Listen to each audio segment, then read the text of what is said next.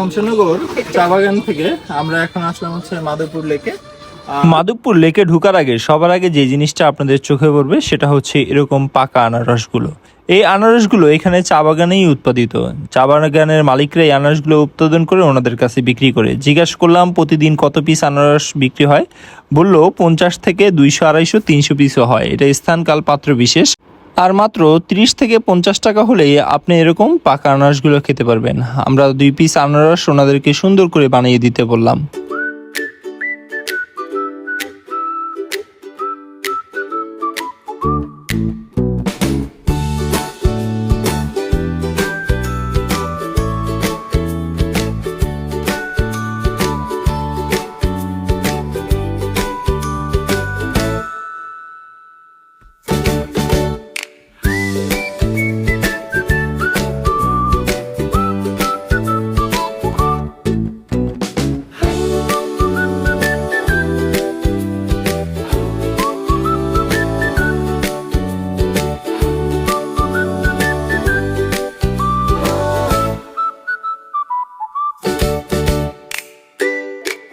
একদম আমাদের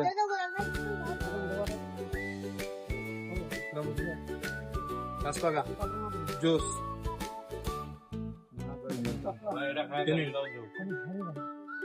হুম